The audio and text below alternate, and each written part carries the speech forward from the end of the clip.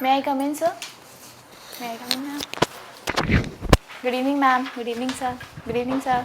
Please sit. Thank you, ma'am.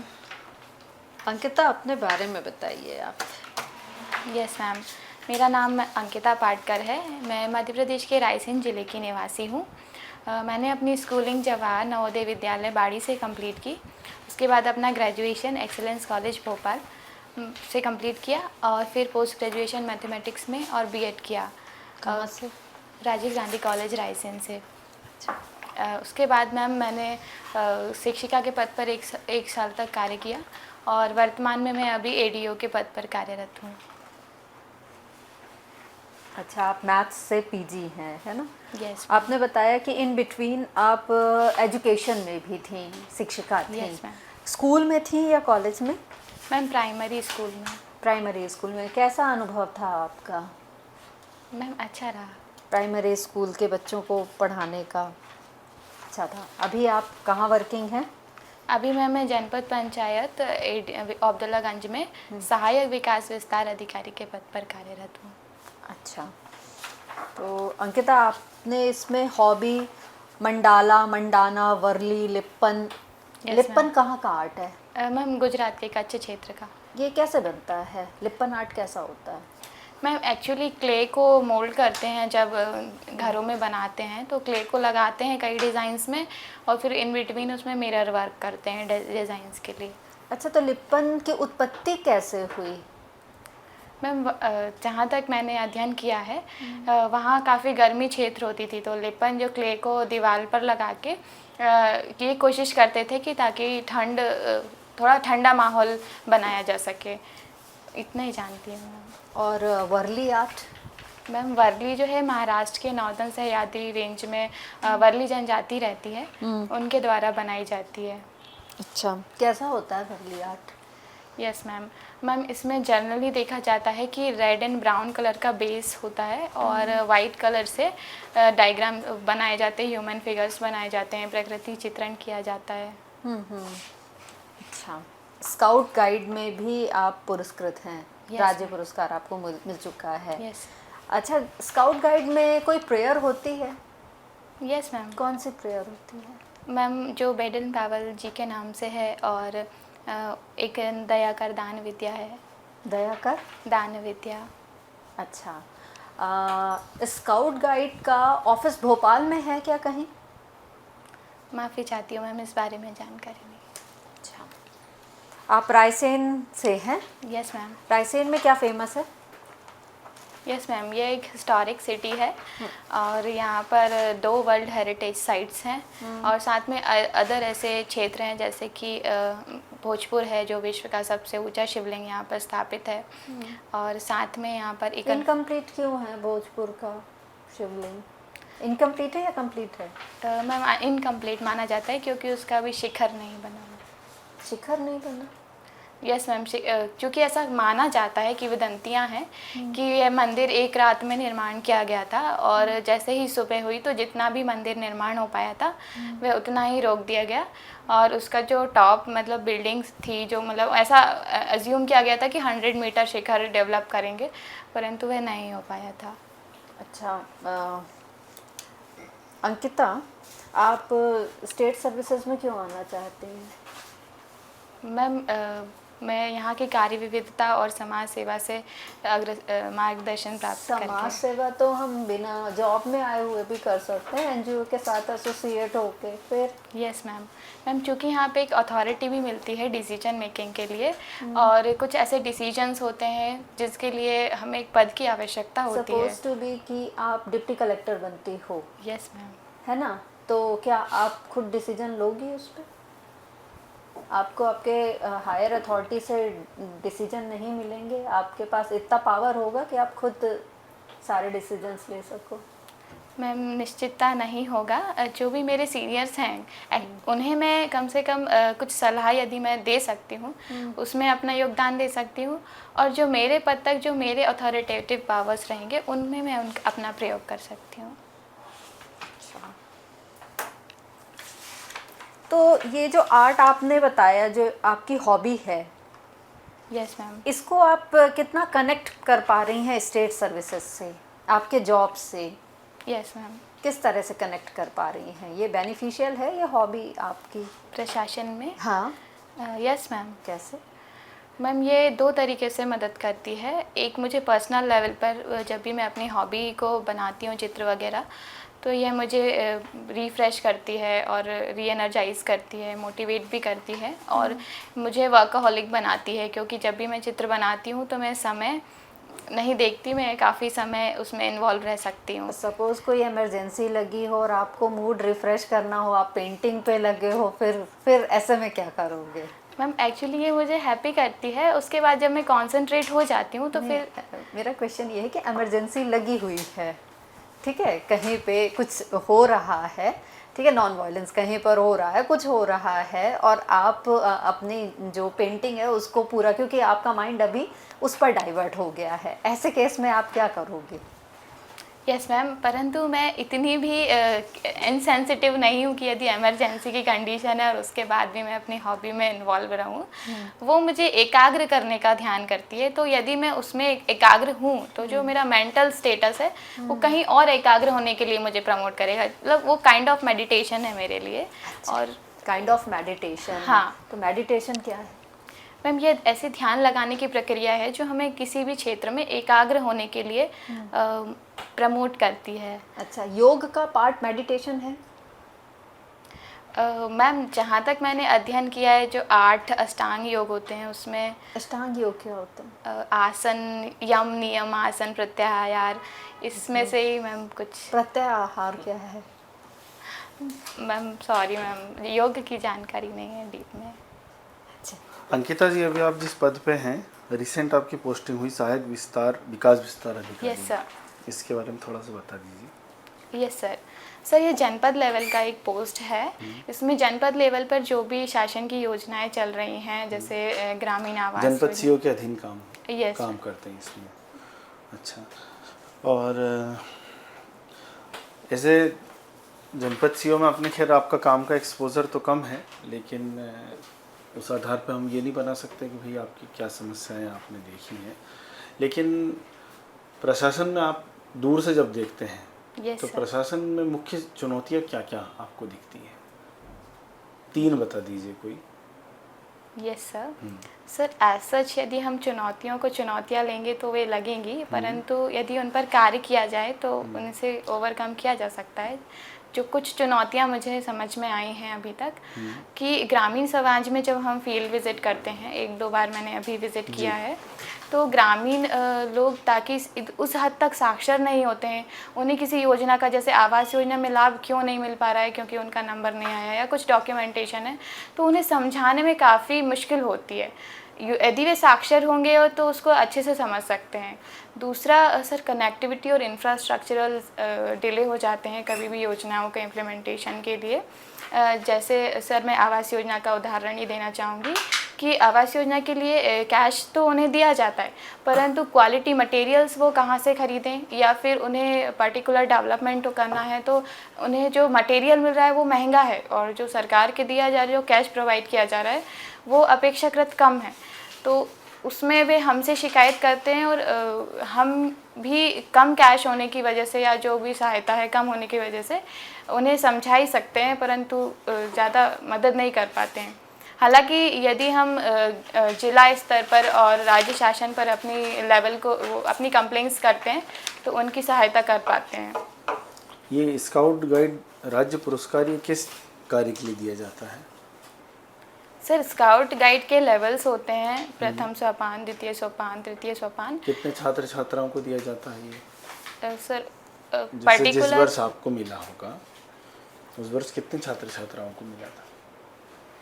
Sir quantitative figure तो मुझे ज्ञात नहीं है, परंतु पर्टिकुलर जिस भी कॉलेज लाइफ में मिला था? स्कूल लाइफ में। स्कूल लाइफ में 8 बच्चे और 8 बच्चियों को मिला था हमारे विद्यालय से, और जहाँ जहाँ भी कर रहे हैं तो सब मिनिमम वो रहता है कि 8 बच्चे और 8 लड़के और 8 लड़कियाँ। कब डिसाइड कर लिया था कि प्रशासनिक सेवाओं में ही जाना है?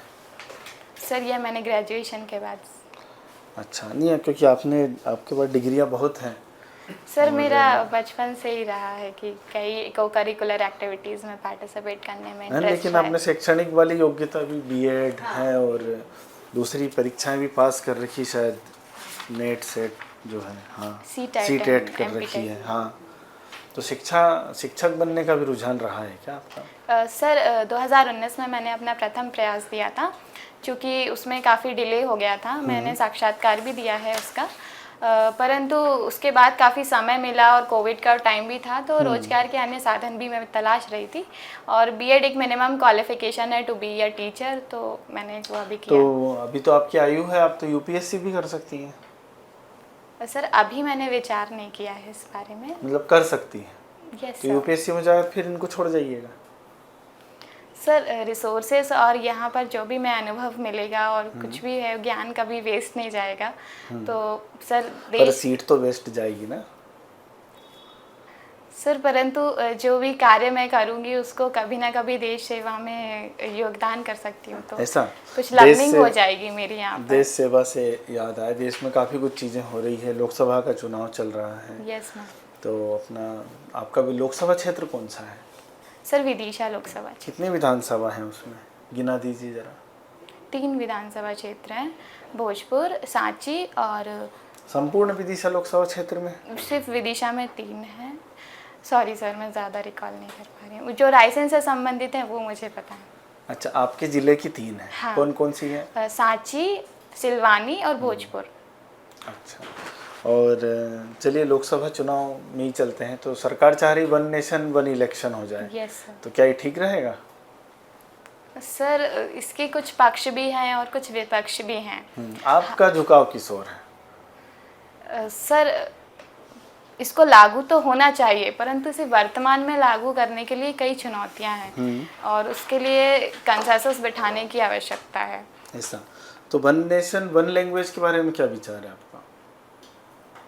सर ये लागू होना चाहिए या नहीं? हाँ, होना चाहिए। क्या एक देश यूनिफॉर्मिटी के लिए अच्छा रहेगा ना?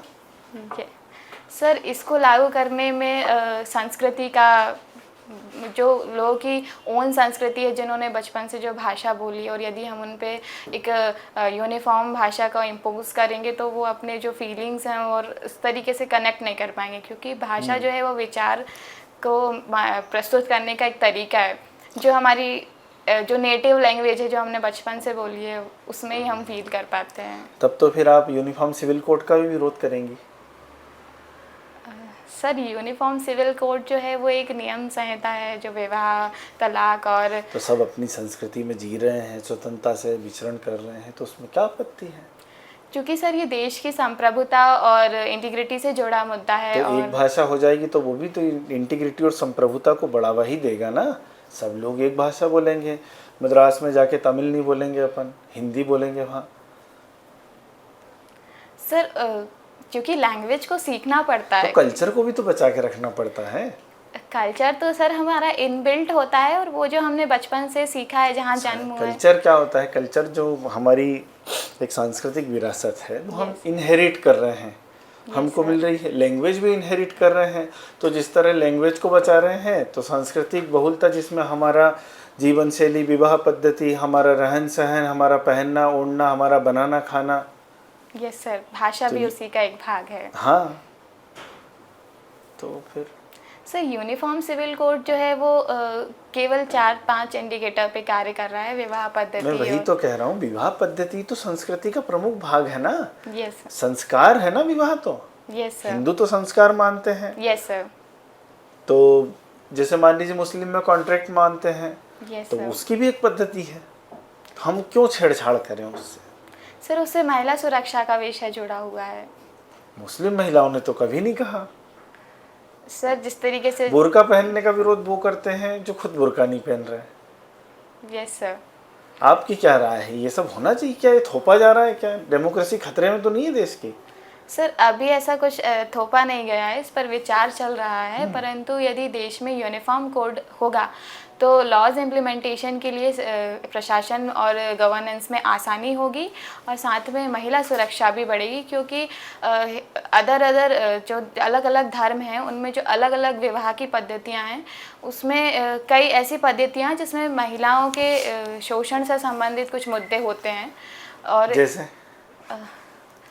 सर जहाँ तक मैं रिकॉल कर पा रही हूँ आप ही मुस्लिम करें। समाज में होते हैं, नाम उनका हवा सॉरी सर वर्ड रिकॉल नहीं कर पा रही हूँ, पर वैसी कुछ कुछ प्रथाएं होती हैं जो महिला सुरक्षा से और शोषण से मुस्लिम संबंधित महिलाओं होती के हैं। लिए पृथक से तलाक का कानून बना हुआ है ऑलरेडी, यस सर।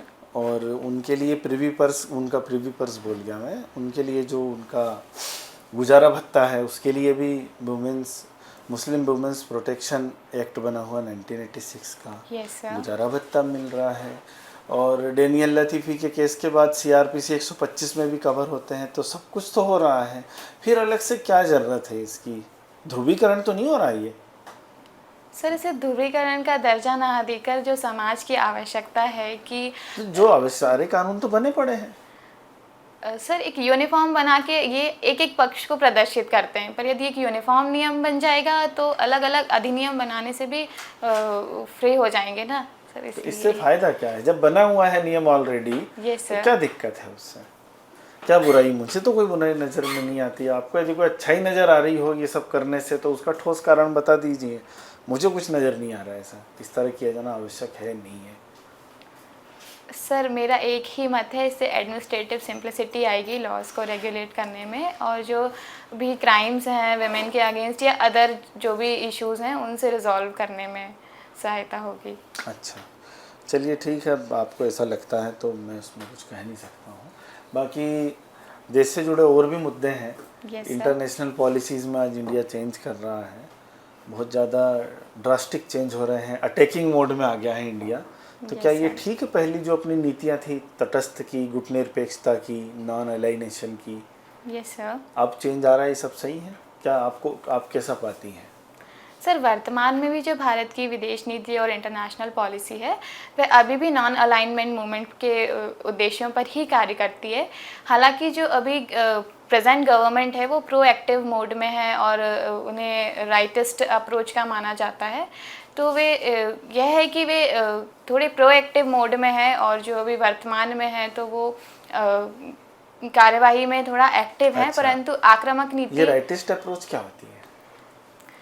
सर इसके कुछ कौन राइट है कौन लेफ्ट है कैसे तय हुआ?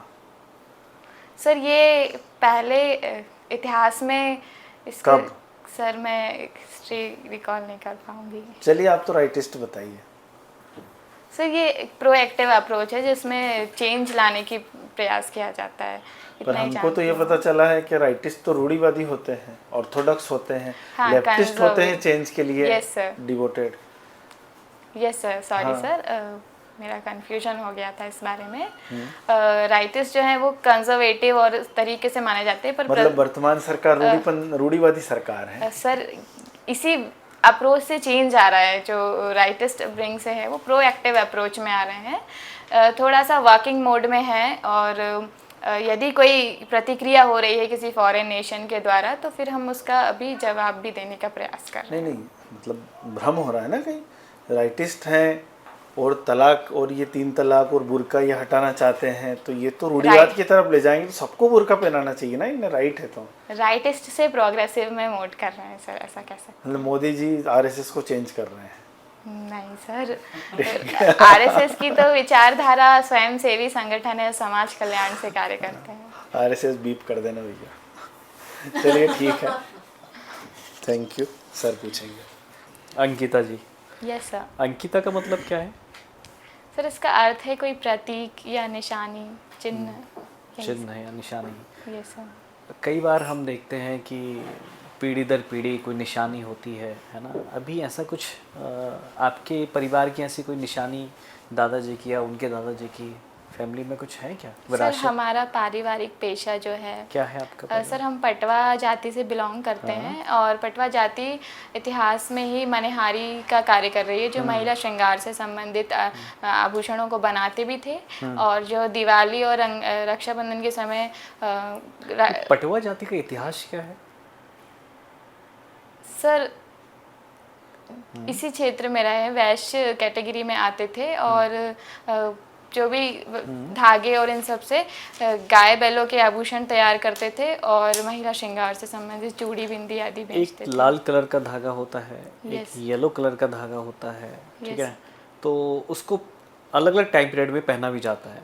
अच्छा, येलो कलर के धागे का लाल कलर के धागे में दोनों में अंतर होता है, कुछ बता सकते हो क्या है ये? सॉरी सर, ये तो आपका पारिवारिक बिजनेस रहा है। सर- रंगों का अपना एक महत्व होता है, यस सर, तो जिस रंग का धागा होगा उसका भी अपना कोई इम्पोर्टेंस होगा। Yes sir. ओके, तो लाल कलर के धागे का क्या महत्व है? सर धार्मिक अनुष्ठानों में बांधा जाता है, जब कुछ पूजा पाठ करते हैं तो आटी बांधते हैं, वो मोस्टली रेड कलर की होती है, पर उसमें कुछ येलो का भी तो मिक्स दोनों होता में है। अंतर क्या है वही पूछ रहा हूँ। सॉरी सर, टेक्निकल जानकारी नहीं। अच्छा, ठीक है। रायसेन में आपका जन्म स्थान है, रायसेन में सांची का स्तूप है। Yes sir. Sanchi stupa, total कितने स्तूप हैं वहाँ पर सांची में? सर यदि हम देखें तो मुख्य 3 स्तूप हैं, एक बड़ा महास्तूप है और 2 स्तूप हैं।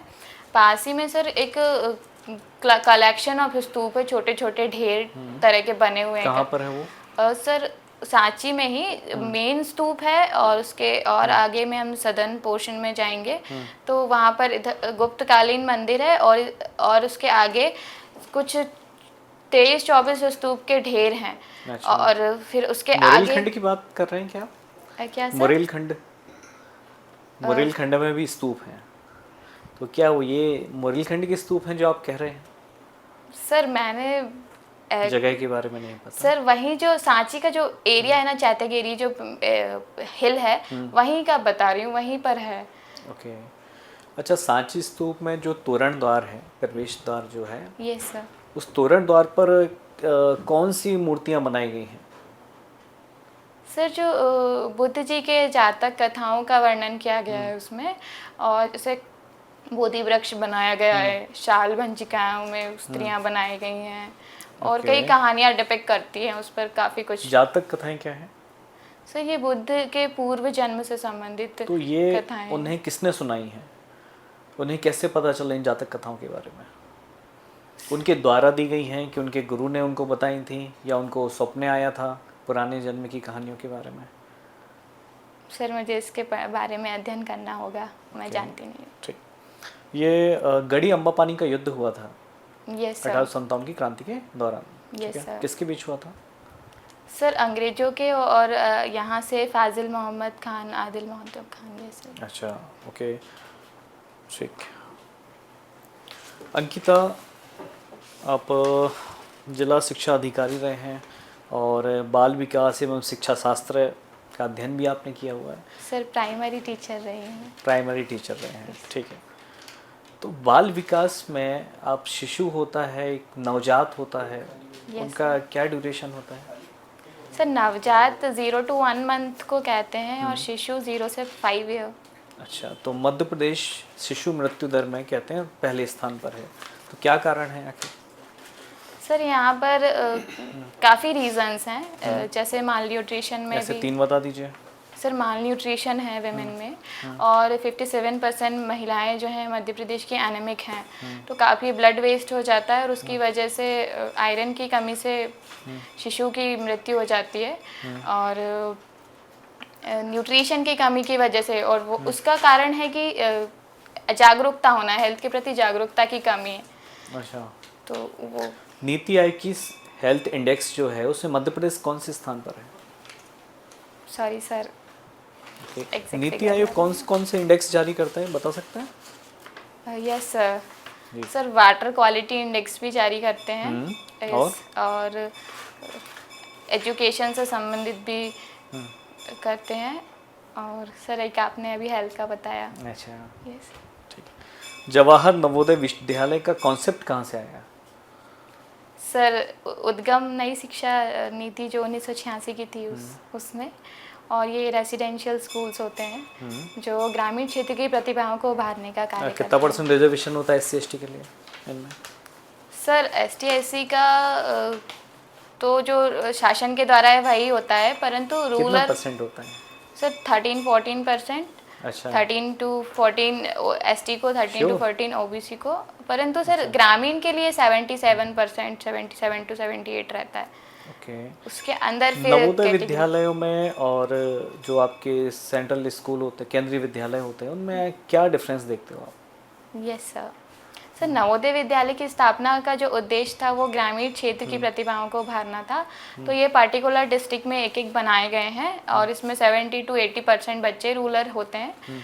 और जबकि केंद्रीय विद्यालयों का 1960s में उद्गम हुआ था कि जो सेंट्रल के ऑफिसर्स हैं और सेंट्रल एम्प्लॉयज़ हैं उनके बच्चों को एक रेगुलर पैटर्न में और बिना सिलेबस चेंज हुए एजुकेशन मिलती रहे।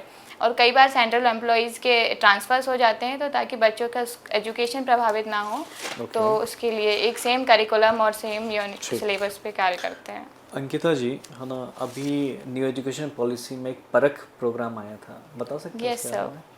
सर इसका फुल फॉर्म है performance review analysis and knowledge enhancement. Sir इसके तहत क्लास 3, 5 एंड 8 में असेसमेंट किया जाएगा बच्चों के लर्निंग आउटकम के लिए, और ये आंका जाएगा कि उन्होंने कितना गेन किया है एजुकेशन जो साल भर का उन्होंने लिया। अंकिता जी, रायसेन में है ना एक बोरास गांव है ना? Boras, yes sir. ठीक है, वहाँ पे एक आंदोलन हुआ था 1949 में, क्या था वो?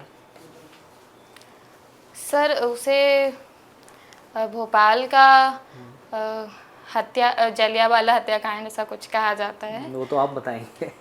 यस सर, उसे कहा जाता है। अच्छा। और सर ये ब्रिटिशर्स के उसी तरीके का केस हुआ था।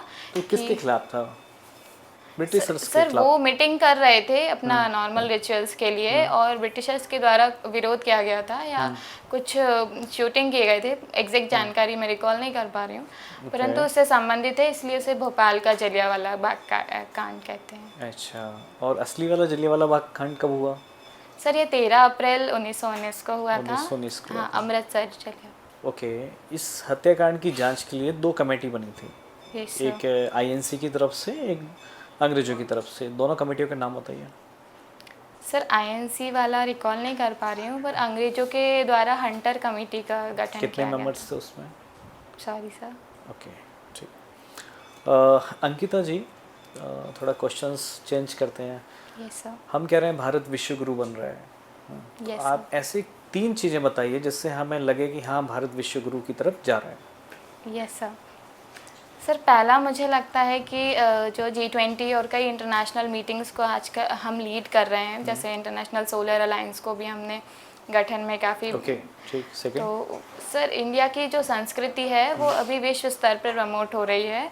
ऐसा हम देख रहे हैं कि अभी सऊदी अरब UAE में एक हिंदू टेंपल बना हुआ है, चूँकि वह इस्लामिक नेशन है। तो इस तरीके के, और यदि हम इस्लामिक का भी विस्तार देखें तो अभी जम्मू कश्मीर में एक इस्लामिक मस्जिद का भी उद्घाटन किया है मोदी जी ने।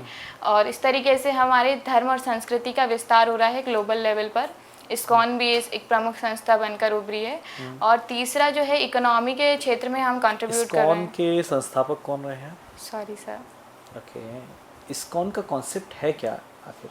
सर यह भी जहाँ तक मैंने ज़्यादा जानकारी नहीं है, परंतु यह भी एक मेडिटेशन से संबंधित ब्रांच है। और मेडिटेशन से संबंधित है? सर यह साइंटिफिक एक्सप्लेनेशन ऑफ रिलीजन से संबंधित है। और काफ़ी इसमें भी मैंने भोपाल का इस्कॉन सेंटर विज़िट किया है, तो वहाँ पर भी काफ़ी लोग ध्यान लगाते हैं, ऐसा ही देखा है, ज़्यादा जानकारी नहीं है। ओके, ठीक है अंकिता जी। ओके, ठीक है। Thank you ma'am. Thank you sir. Thank you.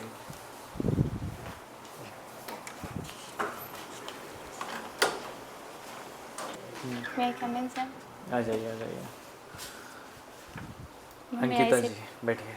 Thank you ma'am. कैसा लगा इंटरव्यू देने के बाद? मैम जो डीप क्वेश्चंस थे फिर वहाँ पे मुझे नॉलेज नहीं था। अच्छा, तो आप जो क्वेश्चन आती नहीं है तुरंत बिल्कुल हाथ छोड़ देते हो, है ना? मैं देखा है हिस्ट्री के क्वेश्चंस बिल्कुल जो नहीं बन रहे हैं बिल्कुल तुरंत निकल जाते हो, तो क्या उसको सोचने की ज़रूरत नहीं होती है ना। एक मुझे जो लगा कि बाकी सब आपको बहुत अच्छा है, स्माइलिंग फेस है ना। दूसरी बात है आपको ज्ञान भी बहुत अच्छा है, ठीक है, तथ्य भी आपको पता है ना। तो ये सब प्रेजेंटेशन इसके लिए भी बहुत अच्छा है, ठीक है।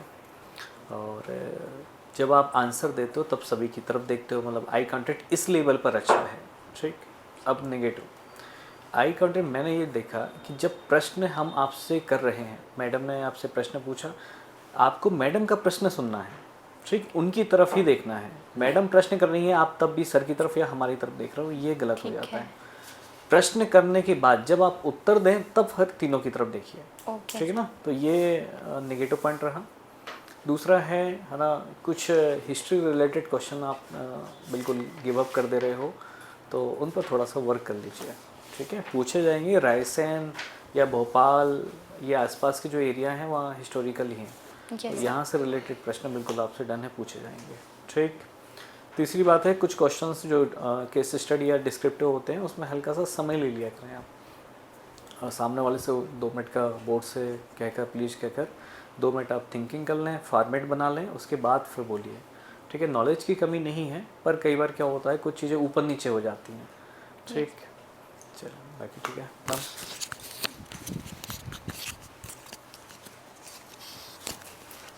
Ankita, yes ma'am. आपका प्रेजेंटेशन बहुत अच्छा था, यस मैम। है ना। और शुरू में आप बहुत अच्छी थी, कॉन्फिडेंस भी था, एनर्जी भी था, पर मुझे ऐसा फील हुआ कि फिर सर के पास तक आते आते आप थोड़ा सा एनर्जी जो है वो लो हो गया था आपका, है ना। Yes, ma'am. और स्काउट गाइड वाले हो तो वो जो प्रेयर है उसको थोड़ा अच्छे से याद कर लो। मैम दया कर दानी है। हाँ, दया कर दान भक्ति का ओके। वर्ड दाएं बाएं हो गए थे। एक्चुअली मैम स्कूल में विद्या का होती थी, और जब हम स्काउट गाइड करते थे या कैंप जाते थे वहाँ भक्ति का होता था। हाँ, वर्ड का डिफरेंस था। वर्ड का डिफरेंस था, बिल्कुल। क्योंकि मैं तो जो इसमें बुक मिलती है ना गाइड की, उसमें भक्ति लिखा हुआ है। वो तो पूरी याद है मैम। एक्चुअली ना अभी मैं स्कूल में गई, वहाँ भी प्रेयर नहीं होती थी, सिर्फ जनगण मन होता था, तो मैंने फिर दया कर दानी सिखाई है बच्चों बिल्कुल को। बिल्कुल, वो तो बहुत अच्छा है। तो आप कॉन्फिडेंस हो, सब कुछ है, लेकिन चूंकि अब हम एक बड़े एग्ज़ाम की इंटरव्यू के लिए हम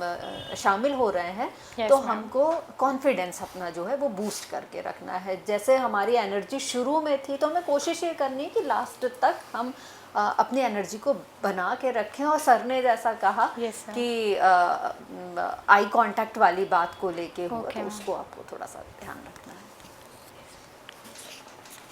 ये आत्मविश्वास बनाए रखें। और जैसे जो तथ्य हैं, जैसे सर ने पूछा अंतिम में बोरास का युद्ध कौन सा, बोरास का कांड, है ना, तो जो आपके ज़िले से संबंधित हैं, यस सर। ऐसे कोई तथ्य हों ऐतिहासिक के या आज़ादी की लड़ाई के 1857 के, यस सर। क्योंकि अब रायसेन है तो सारा जुड़ा हुआ है, Yes. तो उनको और अच्छा कर लें, कंठस्थ कर लें। और जवाब दे रहे हैं आप बढ़िया मुस्कुराते हुए चेहरे के साथ, उसमें कोई आपत्ति नहीं, बहुत बढ़िया है वो, ठीक है। और मैं जो पूछ रहा था, जो आइडियोलॉजिकल चीज़ें हो रही है, तो उसमें कुछ भी सर, वजह उसमें- सरकार को ही डिफेंड करना है। Yes sir. सरकार को ही डिफेंड करना, राइट लेफ्ट में न जाते हुए। सर वो ना हाँ, मेरे और अच्छा slip of किया tongue काफी हो हद गया तक। था, हाँ, कोई rightist दिक्कत नहीं है। बोलकर, पर फिर मैं हाँ। प्रोग्रेसिव बोल के बचने हाँ। का कोशिश किया मैंने। हाँ, नहीं जाने ही नहीं है अपने को उसमें, राइट लेफ्ट शब्दावली में घुसना ही नहीं है। हाँ, वो सरकार की सभी, सबका साथ सबका विकास है, सर सबका नारा, बस इतनी सी बात है। सर ये सर पूछे थे ना जब, तो हाँ। लास्ट मेरा पॉइंट यही था कि मैं सबका साथ वाली लाइन और बोल बस दूंगी। यही लाइन रखना है, यदि इस तरह क्वेश्चन आए तो, है ना, पूछ सकते हो तो। सर 30 अप्रैल। सर बहुत लोग हैं भोपाल के, मैक्सिमम 30 अप्रैल। चलिए, शुभकामनाएं हमारी तरफ से। यस हाँ हाँ, सर, इससे रिलेटेड क्वेश्चंस आपसे बाद में कभी पूछ। कॉल कर लीजिएगा, ठीक है, कल या परसों। Yes sir, thank you ma'am, thank you.